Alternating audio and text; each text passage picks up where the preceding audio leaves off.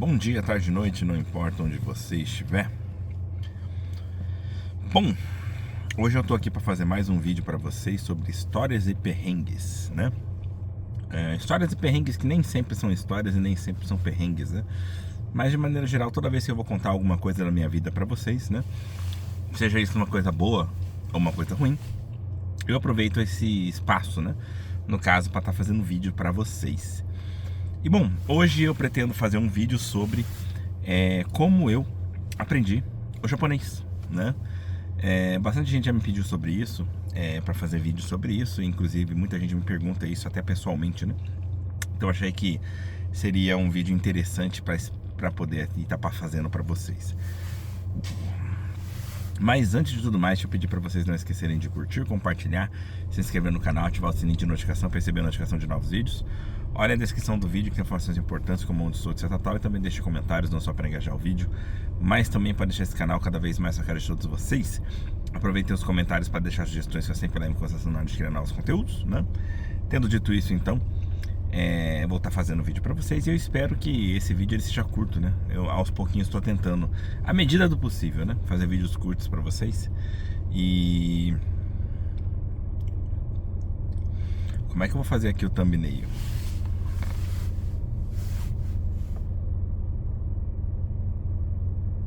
Acho que assim tá bom.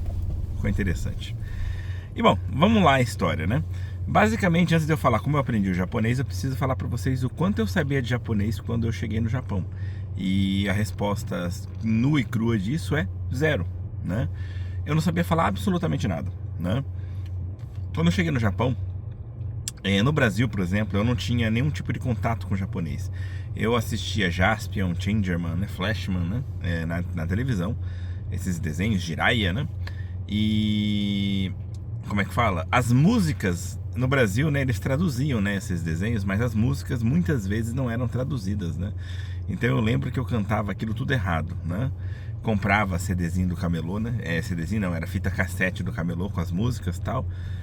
Música dos Cavaleiros do Zodíaco e tal, né? Tudo bem que eu também cantava as músicas em português, mas tipo, tinha aquelas em japonês que você aprendia e eu cantava tudo errado, entendeu?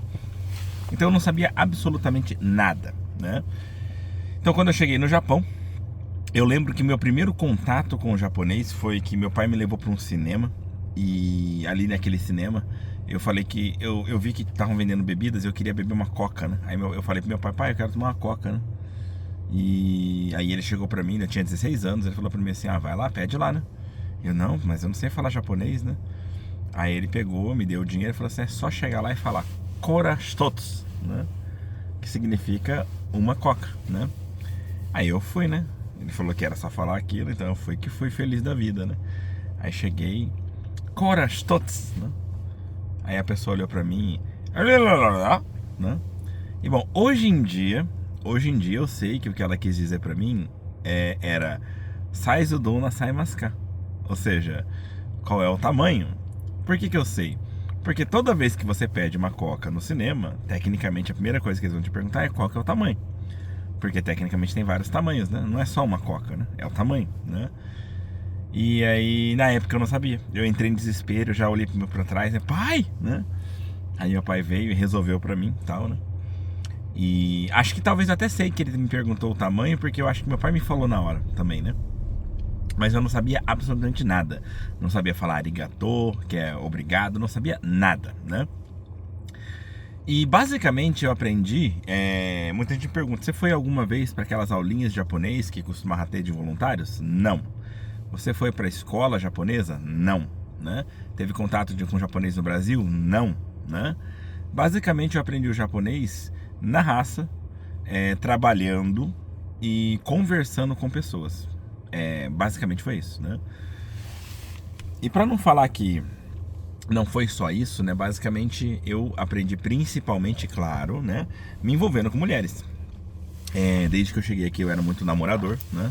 Então rapidamente eu comecei a procurar ter relacionamentos com japonesas, né?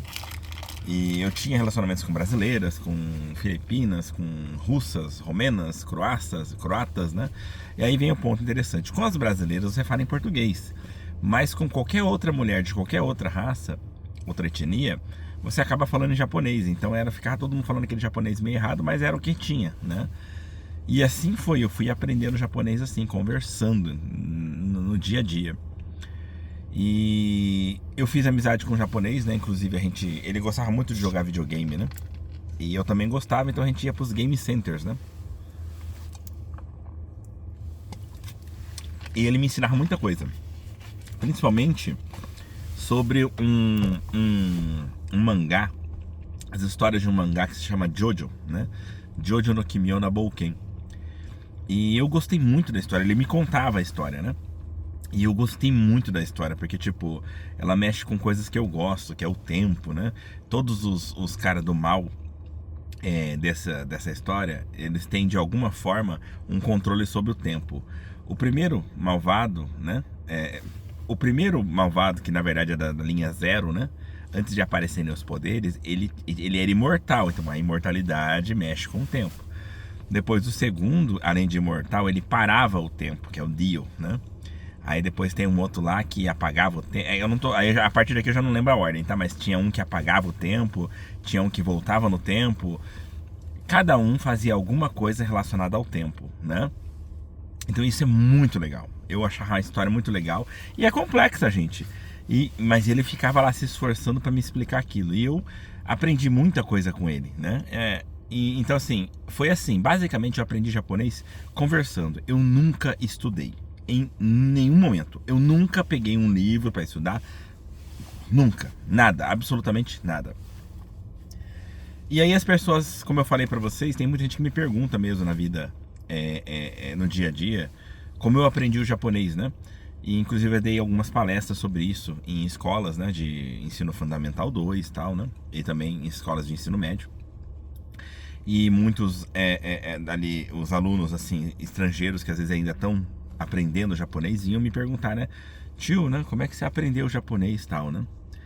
E aí eu explico pra pessoa que, olha, aprender japonês, na minha opinião, leva 3 anos. Aí a pessoa fala, nossa, em 3 anos dá pra falar igual você fala? Eu falo, não, né? Tecnicamente, você leva 3 anos para aprender do zero até um tanto que você se vira. E não é nem só em palavras, vai ser com gestos, com desenho, com tudo que você tiver direito. Mas você vai conseguir se comunicar com 3 anos. Isso é aprender japonês. Depois de 3 anos, você já não mais aprende em japonês. Você já não aprende mais japonês. Porque não tem mais como aprender japonês, na minha opinião. Depois de 3 anos, você começa a ter que mudar o sistema. Você aprendeu o básico, você aprendeu a se comunicar. E agora você tem que começar a aumentar o seu vocabulário, né? E quando eu falo isso, é porque no final das contas, na minha opinião, aprender japonês é igual uma criança aprende japonês. É que o adulto ele tem a mania de querer utilizar, querer aprender diferente porque ele se considera diferente. Então ele não quer aprender que nem uma criança. Como eu sou já um ser evoluído, né? Adulto, que tem uma mentalidade mais forte, consigo pensar tal. Então eu quero aprender de um jeito diferente. Pelo amor de Deus, né, gente? Todo ser humano ele aprende do mesmo jeito. E a criança é o melhor exemplo para isso. A criança é exatamente isso. Mais ou menos durante 3 anos, ela aprende a se comunicar. Ela aprende a fazer o básico, a fazer saudação, né, a pedir o que ela quer, sem essa história de verbo, artigo, pronome e o escambau a 4. Depois de 3 anos, ela começa a aumentar os vocabulários dela, que é exatamente o que eu fiz e exatamente o que eu sugiro para todo mundo que quer aprender japonês, tá? Então, durante 3 anos eu aprendi a me comunicar, e aí depois eu lembro que, até porque eu já tinha começado a namorar muita gente e tal, e como uma das formas de namorar a mulher, principalmente japonesas, eu tinha que aprender a conversar com elas sobre assuntos que eram mais comuns na conquista japonesa. Porque no Brasil você fala muito sobre signo, né? E então eu sabia sobre signo e tal, mas aqui no Japão não pega. Você tentava, principalmente hoje em dia um pouco mais eles até escutam, mas antigamente não. Antigamente eles não ligavam para signo. E então, tipo, você não tinha para qual que é o seu signo? A pessoa nem não sei, né? Então é complicado. Ou seja, eu tinha que me ajustar ao estilo japonês. E qual que é o estilo japonês? Tipo sanguíneo, né? Eles acreditam na teoria do tipo sanguíneo e tal. E aí tem a questão do tipo A, tipo B, tipo O, tipo AB. Cada um tem uma personalidade, né? E aí então eu para aprender sobre aquilo, não tinha esse conteúdo em português na internet. Então eu tive que aprender esse conteúdo em japonês. Aí eu lembro que eu comecei assistindo vídeos no YouTube, né? E esses vídeos, não vídeos normais, eram tipo desenhinhos, né? Chama, inclusive, Ketsueki Gatakun, se não me engano, né? Quem tiver interesse pode assistir aí. E como ele tem pouca coisa falando e muita imagem, então era muito mais fácil de entender. Mas ele fala uma coisa ou outra, entendeu? E aí, em cima daquilo, eu comecei a aprender e aumentar o meu vocabulário. Ao ponto de que isso me proporcionou ali um vocabulário com nível suficiente para aquele assunto só, para poder começar a aprender um pouco mais em textos, né? E assim eu fui aumentando os vocabulários até que eu aprendi, até que eu fui cada vez mais dominando sobre o assunto. Mas eu, tipo assim, eu comecei a me especializar em tipo sanguíneo, mas o resto do meu japonês ainda continuava ruim. E esse é o ponto. Querendo ou não, eu fui aumentando o vocabulário da parte relacionada a tipos sanguíneos. Mas ali tinha alguns vocabulários que você consegue utilizar em outras áreas. E graças a esse vocabulário que aumentou, eu comecei a também criar interesse em aprender mais sobre outras coisas. E assim fui aprendendo sobre isso, fui aprendendo sobre outra coisa, comecei a me interessar por lei, comecei a me interessar em mexer no carro. E para mexer no carro eu tinha que aprender sobre lei, para poder saber o que pode, o que não pode, para poder ir em cima da linha, né? O que não é ilegal, né? Certinho. E aí então eu fui aprendendo muita coisa em japonês. E quanto mais eu aprendi em japonês, mais eu falava em japonês. Então, automaticamente, quando o pessoal tende a ligar tudo como sendo aprender japonês. Tipo, aquele cara que trabalha como intérprete, ele fala muita coisa sobre a coisa de prefeitura, coisa de lei, coisa de advogado. Pô, ele aprendeu bem japonês. Não, eu não aprendi bem japonês. Eu aprendi primeiro o japonês básico para conseguir me comunicar. Dali para frente eu comecei a absorver palavras, eu comecei a aumentar vocabulário, eu comecei a aprender conteúdos em japonês. Que é exatamente o que as crianças fazem. As crianças, elas começam a aprender o básico para conseguir se comunicar, depois elas assistindo desenho, né? Conversando com os pais no dia a dia, tendo experiências novas, indo para a escola, né? Começando a partir da escola e visitar amigos e conhecer lugares, fábricas, tal, viagem. Todas essas coisas trazem experiências, que trazem vocabulários, que trazem mais japonês para a vida da criança. Então, basicamente, é isso. Foi assim que eu aprendi o meu japonês, né? E é até estranho que a pessoa fala assim, então tá, você começou a aprender desse jeito. E quando foi que você percebeu que você já falava bem japonês, né?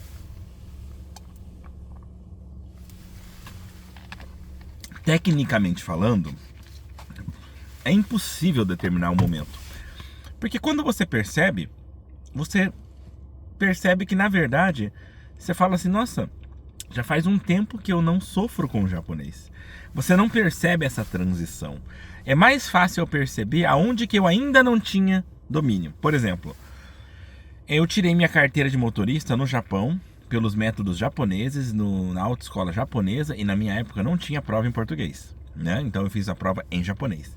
Eu lembro que quando eu fui tirar a carteira de motorista, inclusive acho que tem vídeo no canal explicando sobre isso, eu fui lá na autoescola tal, falei que queria tirar, a pessoa ficou meio preocupada, falou, mas é tudo em japonês, né?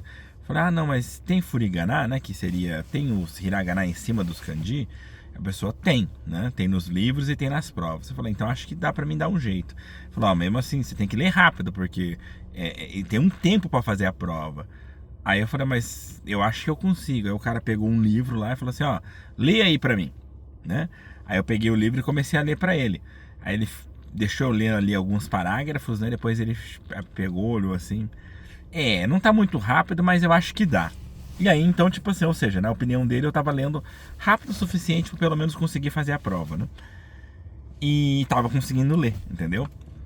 E eu comecei, no caso, a estudar para tirar a carteira de motorista, tal, né? Fazer as provas, e ali foi um ponto onde eu percebi que eu ainda não tinha um japonês bom. Por quê? Porque, para começar, coisas relacionadas a trânsito, né? A lei de trânsito, né? E etc, tal, eu não tinha esse conteúdo, eu não tinha esse conhecimento. Então, como eu não tinha esse conhecimento, eu não tinha esse vocabulário. Então, apesar de que naquele momento eu achava que eu falava bastante japonês, porque eu já tinha namorado com um monte de japonesa, e eu era tipo assim, eu sempre fui muito galinha, tá? E tipo, eu namorava com, sabe, com 20, 30 mulheres ao mesmo tempo. Era um monte, sabe? Eu não tinha dessas coisas. E na minha cabeça, então, fazia muito sentido, porque quanto mais gente eu namorava ali, mais eu treinava o japonês. Era assim, entendeu? E era o tempo inteiro trocando mensagem com as pessoas e tal. Então eu achava que eu falava bem japonês, porque eu já me virava muito bem. Quando eu fui para fazer essa parte aí da carteira de motorista, eu percebi que eu não sabia quase nada, porque o tanto de palavra que eu nunca tinha ouvido falar na vida foi difícil. Aí eu tinha que ficar pesquisando, eu pegava dicionário, né? E para poder entender, né? Porque como é que eu vou fazer as provas se eu não entendo, né? Aí eu tentava às vezes entender pelo contexto, né? Eu lia a frase inteira, eu não conhecia a palavra, mas dava para imaginar qual que era o significado dela pelo contexto da frase, né? E assim eu fui indo, né? Então assim, o japonês é mais fácil você perceber aonde você ainda não era suficiente, que é quando ele faltou. É quando você fala, poxa, né? Aqui ainda não deu certo. Eu lembro também que nem hoje em dia eu falo muito bem sobre coisas relacionadas a prefeituras. Mas eu lembro que pouca coisa antes, quando eu cheguei em Shimosuwa, né? Que é aqui em Nagano, onde é um dos lugares que eu morei. Eu lembro que eu não entendi por que o imposto dali era tão caro comparado com o de Fuji, né? E aí eu fui lá falar com os caras e fui lá para que eles me explicassem o porquê que era tão caro. Fiquei mó tempão lá dentro, né? A pessoa sofrendo para me explicar. Eu tava entendendo alguma coisa, mas eu não entendia tudo. Então ali também era outro momento que eu percebi que o meu japonês ainda não era bom o suficiente, né? Só que aí que vem a questão. Eu fui lidando com assuntos relacionados à prefeitura e fui cada vez mais me tornando mais capacitado nesse tipo de conteúdo também.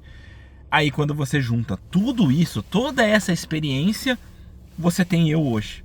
Então, basicamente aprender japonês seria, como eu falei para vocês, aprender conteúdos em japonês para aumentar vocabulário. Então, seria de maneira geral isso, né? E mais uma coisa que eu posso falar para vocês, que é como eu aprendi, né, que nem eu falei agora, como eu aprendi a falar o japonês e a entender o japonês. Mas a ler o japonês é uma coisa diferente, né? Eu aprendi a ler o hiragana, escrever não, ler o hiragana e o katakana, né? Muito cedo, até antes de dominar o japonês, por assim dizer.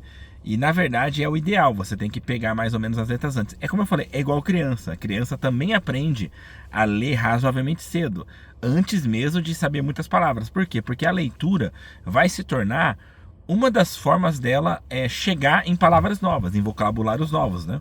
Então, basicamente o hiragana e o katakana eu aprendi muito rápido, né? E eu aprendi de um jeito bem inusitado. Na minha época ainda não tinha smartphones, era tudo celular, aquele de abre e fecha, né? E aí você tinha ali os botões ali dos números, né? Que vai de 1 a 0, né? 9 e depois 0, né? Não tem 10, né? Então, tipo, você tinha esses números tal, jogo da velha, asterisco e tal, mas aí então, dentro desses, não muito diferente do Brasil também, né? Dentro desses números estavam as letras para você utilizar, né? Você tinha assim as letras ABC, né? ABCD, né? Tipo, em cada número, mas as letras japonesas você também tinha, que são essas monossílabas japonesas, né? E eu lembro que uma das meninas que eu ficava, né? Uma japonesa que eu namorava, eu falei pra ela, porque eu queria trocar e-mail com ela e também com outras, né? Mas a desculpa que eu dei pra ela foi: eu preciso trocar e-mail com você, né? Como é que a gente faz? Você tem como me ensinar aqui um negócio do teclado, né? Só me ensina a ordem, que o resto eu me viro. E aí ela me ensinou que do 1 ao 0 era a, i, u, e, o, kaki, ku, keko, sashi, sucesso. Ou seja, primeiramente você tem a ordem das vogais, que a cada clique é a, i, u, e, o. E depois você tem dos números do 1, 2, 3, 4, 5, 6, 7, 8, 9, 0, né? Você tem o a, ka, sa, ta, na, ha, ma, yara, wa. E aí então você tem o a, i, u, e, o, kaki, ku, keko, sashi, sucessor, né? Então para cada número era uma dessas letras, era o a, ka, sa, ta, na, ha, ma, yara, wa, né? E para cada clique você tinha o a, i, u, e, o, kaki, ku, keko, né? Então você tinha esse pulinho aí de vogal. E primeiro eu aprendi isso, aprendi essa ordem. Aí a pessoa me mandava e-mail, mensagem, e eu decodificava a mensagem, porque na verdade eu não sabia o que estava escrito. Aí eu começava a procurar no teclado, eu redigitava aquilo. Então, tipo, tá escrito lá, vamos supor, Ohio. Aí eu nem fazia ideia do que estava escrito. Então eu começava A, I, U, E, O. O! Essa primeira letra é O. Aí eu pegava um papel e escrevia, né? O. Aí A, I, U, E, O, K, Q, Q, Q, Ko, Sashi, sucessor, ia de um em um até chegar Ha, Ri, Ru, Re, Ro. Ah, não, Ha. Então, Ha. O Ha. O Ha é o Ha. Ha. Aí você ia ainda até chegar no Ya, Yo, Yu. Inclusive, o Ya, ele só tem 3, tá? É Ya, Yo, Yu, né? E o A também é o A, o, né? Tem só 3 nessa parte, os outros são 5, né? E aí então eu ia decifrando, só que é interessante como que o cérebro funciona. Inicialmente você vai tentando decifrar, um a um. Seu cérebro cansa de fazer isso, então ele começa com o tempo a querer chutar. Você olha assim e fala, acho que é tal letra. Aí você já vai direto para a letra que você acha que é. Às vezes vira e mexe, você erra tal, mas chega um momento que esse chute começa a acertar muito. Primeira vez de cada 10 você acerta uma, depois de cada 10 você acerta 7, depois de cada 10 você acerta 9, até que você não erra mais, ou seja, você aprendeu a ler, né? Que agora você lê e já sabe, né? E muitas vezes você até confundia, mas como você já conseguia ler a maioria, uma letra completava a outra, você tinha um contexto, e esse contexto facilitava ali para você poder estar, no caso, entendendo que letra que seria aquela, entendeu? Então assim, eu aprendi inicialmente assim. E depois que eu dominei o hiragana e o katakana, eu comecei a falar para essas minhas namoradas, né? Para elas mandarem kanji também. Aí eu colocava o kanji e transformava em kanji. Escrevia em hiragana e transformava em kanji para procurar os kanjis, porque pelo menos eu conseguia entender os kanjis pelo contexto, porque como eu já tinha muita palavra e elas começaram a trocar os hiraganas por kanjis, mas dentro da conversação normal que a gente tinha sempre, né? Então, como era uma conversa que eu estava acostumado, eu dominava já esse vocabulário. Então, apenas eu chegava a um ponto que de repente eu não conseguia ler porque era uma letra que eu não conhecia, porque era o kanji. E aí, que é o kanji, é o ideograma, né? E aí, então, para poder fazer essa troca, eu pelo contexto da frase, eu imaginava, eu escrevia aquilo em hiragana, tentava fazer a troca, se desse o mesmo kanji, pronto, essa é a palavra. E eu fui fazendo assim, então não foi muito diferente do hiragana katakana. Era todo decodificado, eu procurava o significado. Se eu às vezes procurasse muito e não encontrasse, eu pedia para a pessoa me explicar. Eu mandava o kanji e falava korenani, né? Aí a pessoa me mandava em hiragana. Aí eu, tá, né? Então, repetindo isso inúmeras vezes, chegou um ponto em que eu já sabia ler, né?